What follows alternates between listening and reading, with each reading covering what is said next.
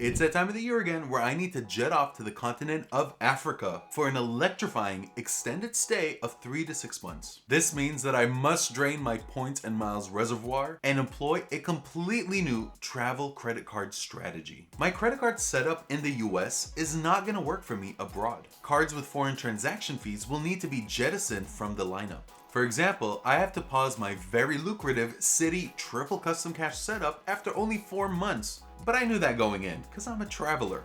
But I made that video for you all. My Citi triple custom cash setup is a 90,000 thank you point strategy on supermarket spend in a year. This strategy spits out 7,500 thank you points per month, which has allowed me to earn 30,000 thank you points on supermarket spend for the first 4 months of 2024. I was invited on the Credit Shifu's channel to talk about this strategy, but you may watch the original breakdown video here on my channel. So let's now jump into my travel credit card lineup.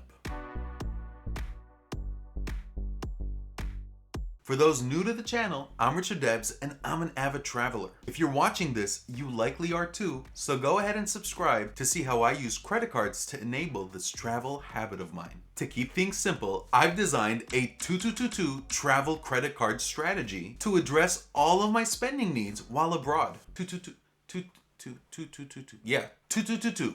I naturally wouldn't be taking all of my cards with me, so I needed to design a setup that would allow me to continue earning points while abroad, while maintaining a manageable setup on the go. This approach led me to the following 2222 travel credit card strategy. It includes 2 premium travel cards, 2 airline cards, 2 hotel cards, and 2 everyday workhorse cards. Stick around for a bit to learn which major credit card issuer didn't make the cut. Alright, let's break this down. 2 premium travel cards. The Amex Business Platinum and the Chase Sapphire Reserve. These are the 2 heavyweights in the industry, so I would never consider leaving the US without them. As I often state, they're my 2 expensive lounge cards. Additionally, the Amex Platinum card is where most of my paid flights will land, while the Sapphire Reserve will handle my Airbnb stays. I often spread the love, so you may expect some ad hoc travel to make it onto the Sapphire Reserve, where Amex is not accepted. Next are my airline cards, the Delta Platinum Business and Flying Blue Air France KLM. You may be asking yourself, why is he traveling with airline cards when he already has the Amex Platinum and the Chase Sapphire Reserve? These cards offer some unique perks which work for me. The Delta Business Platinum. I already own the Delta Platinum Personal card, but for whatever reason, Amex felt it necessary to offer a generous sign-up bonus for the business version, which I had to take advantage of. I often book with Delta or one of its SkyTeam partners, so why not take the opportunity to earn another 100,000 Delta miles?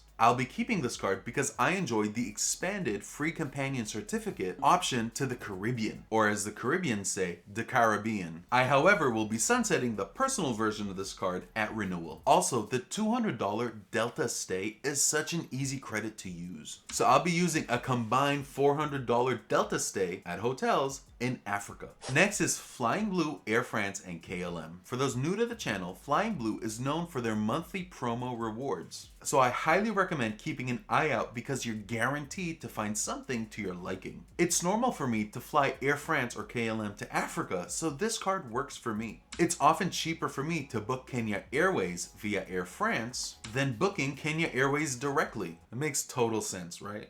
This card is essentially a free card in that you're credited 5,000 Flying Blue miles each anniversary. Just be sure to put at least $50 on the card to earn your annual bonus. I also consider 5,000 Flying Blue miles to be worth at least $100, so again, it's a free card. It also earns 20 experience points each anniversary. If you spend $15,000 in a card year, another 40 experience points are coming your way. What's an experience point? An experience point, or XP, is what Flying Blue uses to determine your status. Given my advanced age, I care about status to make travel more enjoyable. Back in my day. The Flying Blue Elite statuses are Silver, Gold, Platinum, and Ultimate. I'll break down these statuses and some examples on my website, boomacompany.com. And by the way, Explorer is not an elite status. I consider gold to be the sweet spot if you enjoy flying or booking Air France and KLM. Flying Blue Gold status improves upon silver by adding Sky Priority check-in and boarding with all SkyTeam member airlines along with SkyTeam lounge access. So I enjoy having status and benefits without having to fly business class. This perk works well for me on Delta,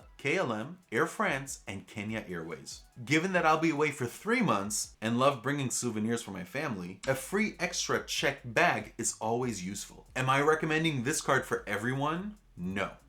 As always, this channel is about sharing my experiences and usage of cards so that you may implement anything that I do which works for you. I recommend this card to those interested in the perks of Flying Blue status or those interested in earning 70,000 Flying Blue miles as a sign-up bonus. That is easily a round-trip ticket from the US to Europe, but you should visit Africa.